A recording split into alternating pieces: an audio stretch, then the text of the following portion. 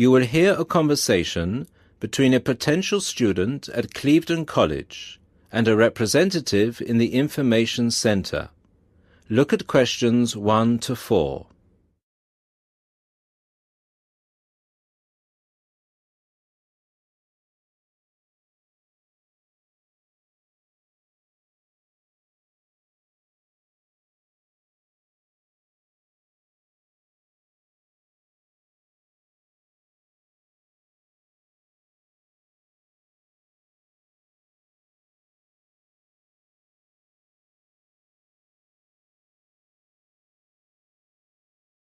Listen to the first part of the conversation and answer questions 1 to 4. Good morning, Clevedon College. Can I help you? Yes, please. I'd like some information about evening courses this term. Okay. Which subjects are you interested in? 2 subjects, actually. Languages and computer skills. Okay. What languages are you interested in? Actually, I'm not sure. I have to fulfill a language requirement for school, but I haven't really decided what language to study.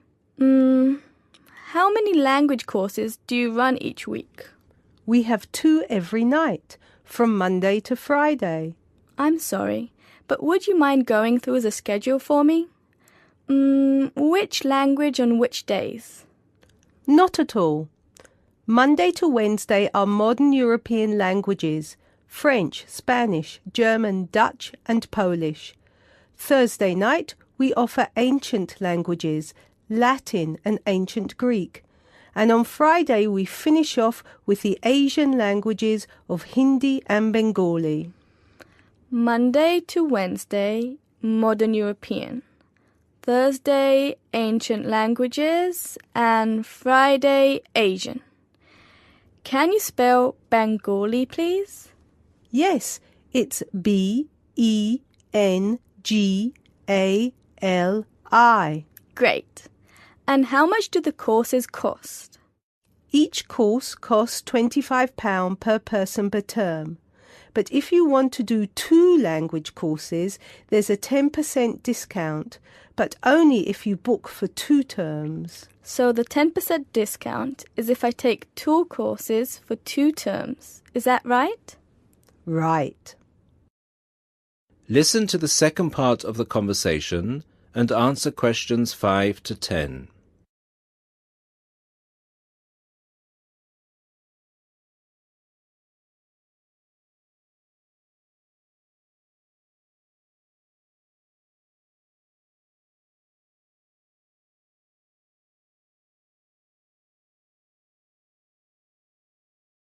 As the conversation continues, complete questions 5 to 10. Would it be possible for me to book my classes right now? No, sorry, the computer's down. What I suggest you do is call extension 9694. Oh, no, sorry, 6994 after 6 p.m. and ask for Mrs. Johnson. I'm sorry, I didn't get that. Did you say 6994 after 6 p.m.? Yes, 6994. Please ask for Mrs. Johnson. Thanks. Okay. Can we now look at the computer skill courses? Yes, of course. Computer classes always start in the first week of the month. And the way it works is we offer 1 computer class for the entire month. So you might spend 1 month on databases, another month on Excel, and so on. Classes meet once a week on Tuesday afternoons. The next class starts February 1st. Okay, so for the upcoming month, February? February is going to be databases. There are 24 places still free on that course, and it costs £40 per person. February, databases, 24 openings, £40. Okay. Excel starts in March, and that's nearly full. Only 4 slots left. It's £45. Okay, Excel. March. Only 4 slots left. Got it. April is Outlook. That is never as popular since it costs so much more. but you get a free CD. It is £60 for the month, and there are 19 places left. Okay, April. Outlook, £60. Is that it? No. On the 3rd of June, we start a Word course. We have 16 vacancies for that at the moment. It's also expensive at £55. 3rd of June, Word, 16 vacancies, £55. Now, do I call the same number to book a place in one of these classes? No, you have to call Mary Jones, I think. Yes, Mary Jones. Extension 9623. Sorry, could you repeat that number? Yes, extension 9623. Please call her before 6 p.m. Okay, many thanks for all your help.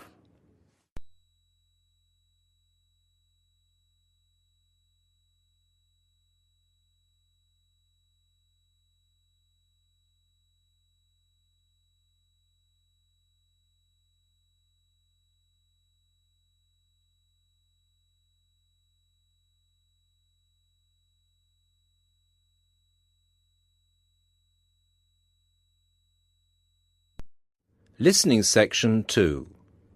You will hear the principal of a university welcoming his students. Look at questions 11 to 17.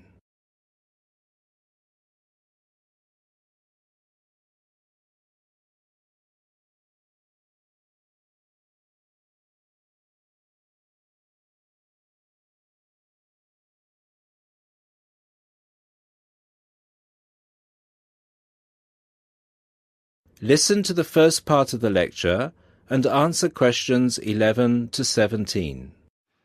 Good afternoon, ladies and gentlemen.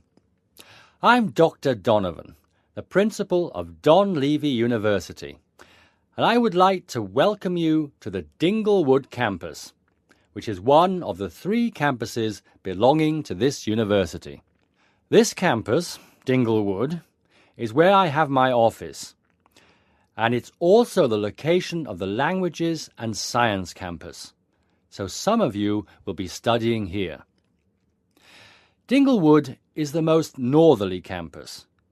The business studies blocks are in the Churchdown campus in the centre of town, and the southern or Trailway campus, where history and architecture are situated, is to the south of the town. Those of you who are enrolled in any of those courses will be taken to your respective buildings at the end of this meeting. Those of you studying on the Dinglewood campus, you will have a tour later too. This building we are assembled in is the office or administration block, Block 39, and is where the weekly meetings are held. You are welcome to attend these meetings, as are all the university staff. You may want to, as many university issues are discussed at these weekly meetings. The meetings take place at 1:30 every Tuesday, so please stop by. 2 other important buildings are also located on this campus, the cafeteria and the on-site shop. You can purchase all the required books and any stationery you need for your courses at this shop. Please bear in mind that even though you have shown your ID passes to enter the site, you still need to use them again to buy anything in the shop or cafeteria. This is for security reasons. Now look at questions 18 to 20.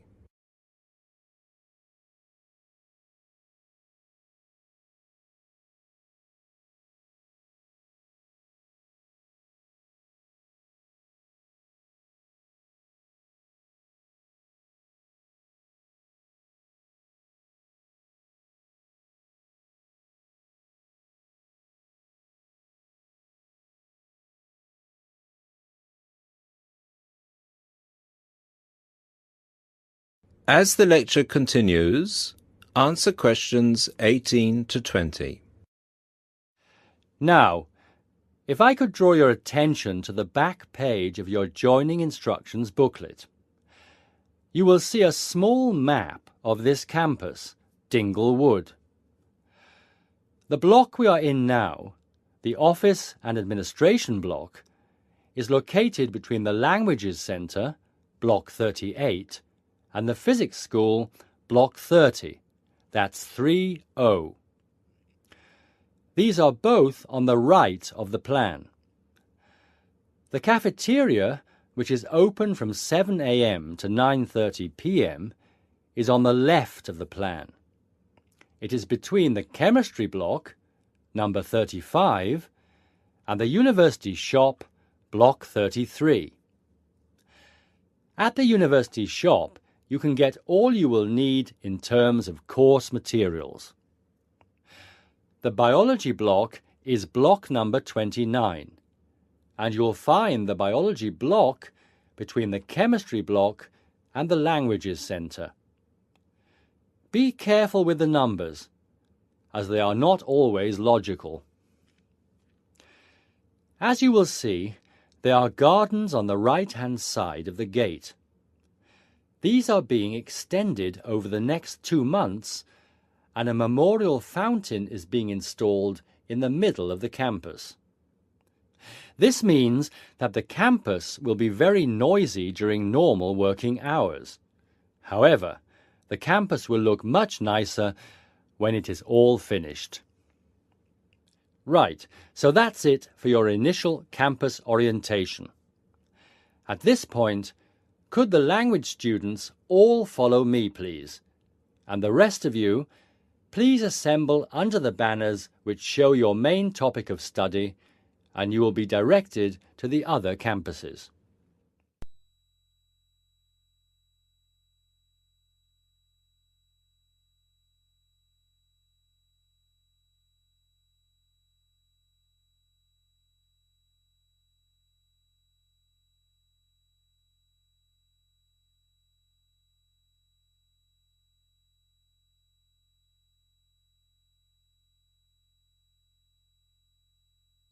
Listening Section 3. You will hear a conversation between two people who are about to share a project at work. Look at questions 21 to 30.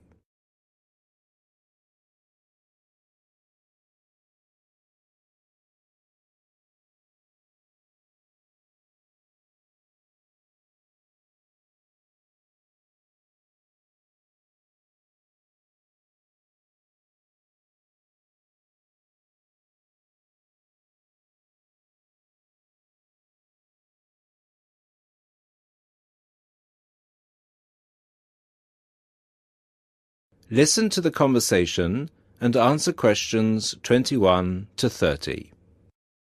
Hi, Bill. How are you? I'm okay now, Sarah, but I was so ill last week. Oh, dear. What was the problem? Did you eat that dodgy fish in the canteen? No. At first, I thought it was a cold, but then my head started hurting and my eyes started to go blurry. Oh, I'm so sorry. That sounds serious. Yeah, it's okay, actually. I went to the doctor and he diagnosed me with a migraine. He gave me some medicine and I'm starting to feel much better. Oh, I'm glad to hear that. Well, I'm also glad you're in today, because we have to work on a new project together. Oh, are we in the same section? No, it's just us. No one else. Mr. Donaldson put us down as B team because we live near each other. That could be fun.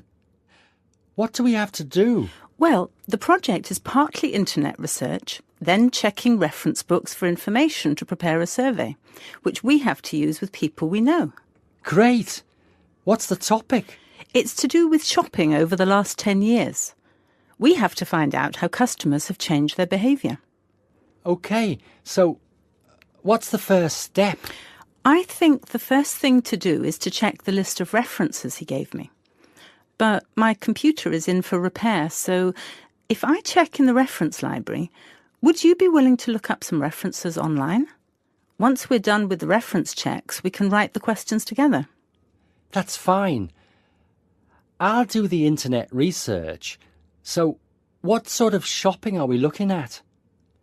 Only food or goods or clothes shopping? We have to find people who are willing to tell us about personal things, like deodorants, cosmetics, soap, or vitamin creams. The other groups are doing food, electrical goods and clothes. That won't be so easy, Sarah. People might think those things are a bit private. Yes, I thought about that. I'll ask the women and you can ask the men. That should work okay. Well, if you think so. Give me the list of references then. Sorry, I left them in my other bag at Joseph's house. I'll get them for you tomorrow. OK. Well then, this afternoon, I think I'll catch up on the notes from last week. Can you help me, or are you busy? I've made you a copy of my notes already to save you time. Here you are. Wow, thanks, Sarah. That's so thoughtful. Well, since there's nothing for us to do right now, shall we go for lunch? Well, actually, I'll have to catch you later. I have to go to a meeting this afternoon. Can I phone you tonight to arrange when to meet? No, sorry. I have a date. Can we meet in the laboratory for the first class tomorrow? I'm not sure, because I have to go to the library to collect some books. What about meeting there at lunchtime? Do you mean in the lab? Yes. OK. See you in the laboratory tomorrow at noon then. Sounds like we have a lot of work to do.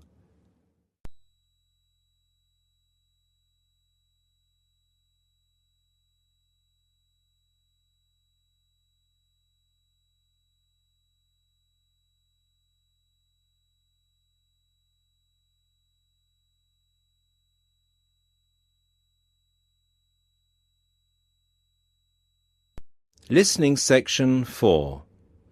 You will hear someone talking about art. Look at questions 31 to 35.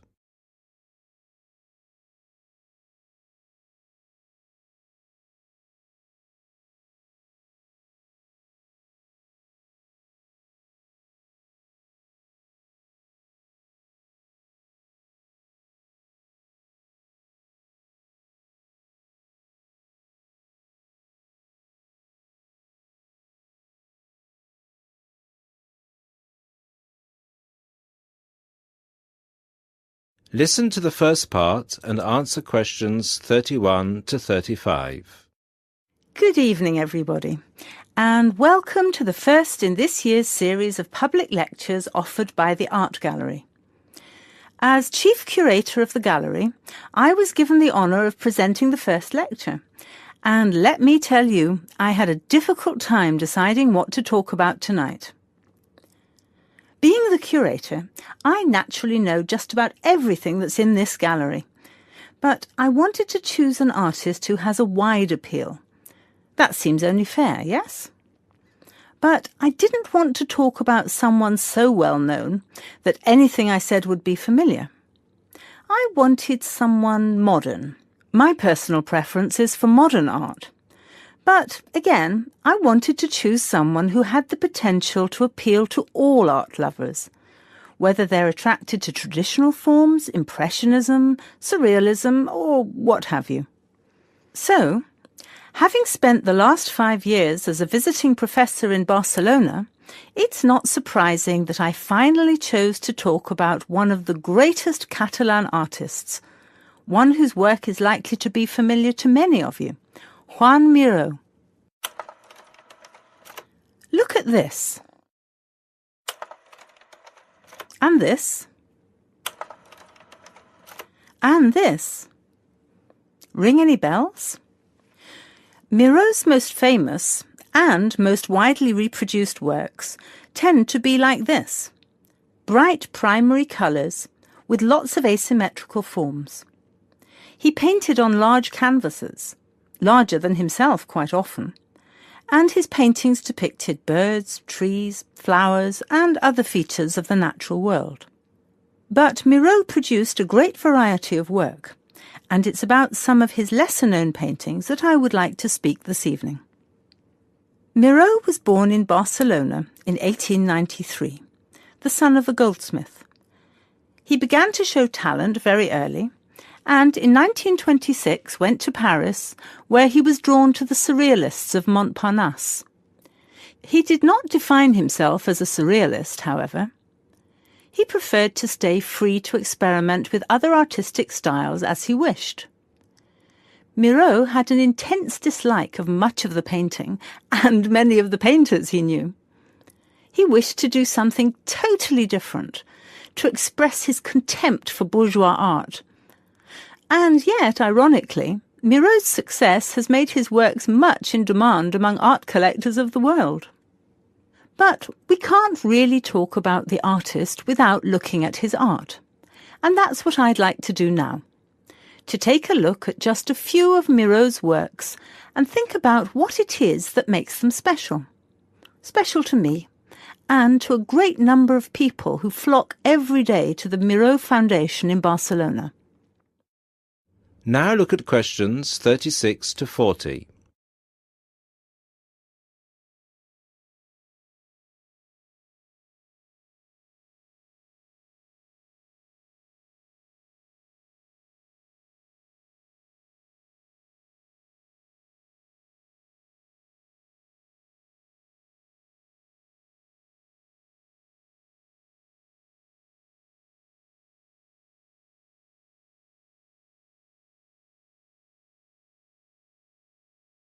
As the lecture continues, answer questions 36 to 40.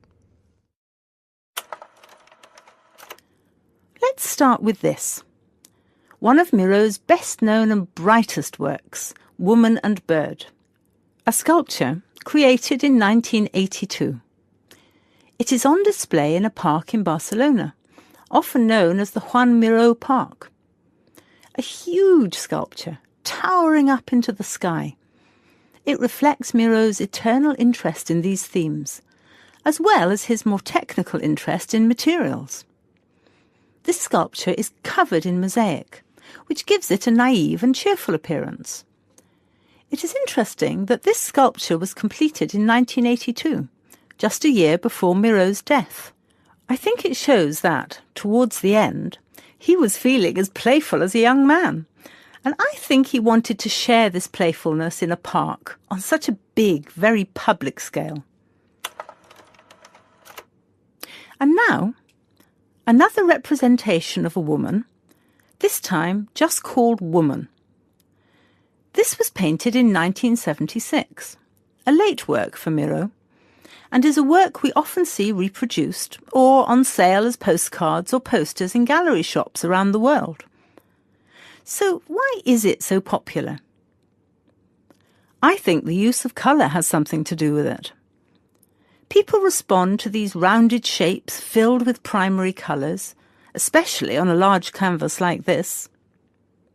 Also, the fact that, while it is rather surreal, it is still possible to recognise the form of a woman and to see it as a sympathetic representation. It's a bold, bright painting, and I think that it awakens a reaction in many of us. And finally, something quite different, though still a woman.